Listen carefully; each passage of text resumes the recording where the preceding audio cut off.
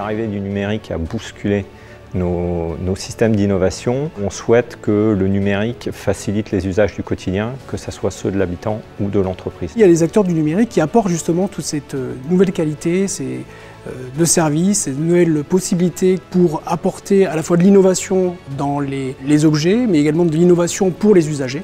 Et je pense qu'aujourd'hui, le vecteur de l'économie, c'est l'usager, qui utilise non plus l'objet en tant que tel, mais qui l'utilise dans l'intégration de sa vie au quotidien. Comment le territoire peut permettre à cette start-up, à travers ses données et aux applications qu'elle peut créer, de tester cette donnée sur notre territoire, ce qui doit lui permettre après de s'ouvrir sur d'autres marchés, lui permettre de franchir ce premier palier qui est l'expérience.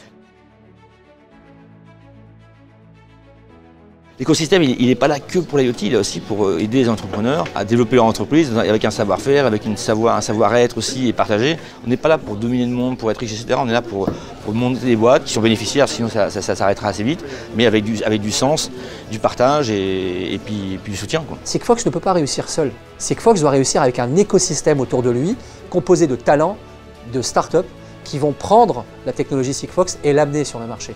Avoir un réseau, c'est déjà se donner une grande chance de réussite. Alors si en plus vous êtes accompagné, vous avez déjà deux choses dans votre escarcelle. La métropole toulousaine a été la première métropole labellisée French Tech. Ça a permis de fédérer l'écosystème de la métropole, mais des collectivités qui sont autour. C'est aujourd'hui un collectif de 13 métropoles qui, publics, privés, entrepreneurs, sont réunis pour porter des actions afin de faire émerger et réussir ces entreprises remarquables qu'on appelle des startups.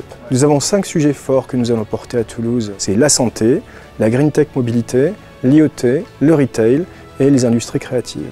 Alors ça n'exclut pas les autres sujets, mais gageons que ce seront des locomotives remarquables. Le Connected Camp, c'est la phase d'accélération de l'IoT Valley, qui est un écosystème de startups IoT sur le marché B2B. On va sélectionner des startups qui ont déjà un prototype, on va les accompagner à la fois sur une partie d'industrialisation, après on va les accompagner sur la partie business, qui est vraiment le cœur de tout projet startup. Donc les startups sont un peu plus autonomes, elles prennent des bureaux dans l'écosystème de l'IoT Valley et commencent à contribuer à cet écosystème-là. Il est important que les entrepreneurs soient toujours au cœur de cette démarche et c'est ce à quoi nous travaillons tous les jours. Créer les conditions pour qu'à un moment donné, d'autres viennent entreprendre ce terrain-là, y planter des graines et grandir. On s'est installé sur le territoire de la Beige et du Sicoval pour plusieurs raisons. Il y a d'autres sociétés du logiciel qui ont déjà bien prospéré et qui servent un petit peu de mentor. Et puis l'accompagnement de la pépinière spécifique qui prend différentes formes. Effectivement, un jour, il faudra sortir de la pépinière. On est en train de le préparer avec la collectivité, avec le territoire ici, en discutant en particulier du projet de village numérique qui devrait voir le jour dans les prochaines années et qui permettrait de fédérer encore plus et encore plus large que ce que l'on a décrit dans le cadre d'un showroom pour aller chercher l'ensemble des compétences du numérique dans un environnement co-créatif, innovant et puis un petit peu agréable aussi pour les salariés.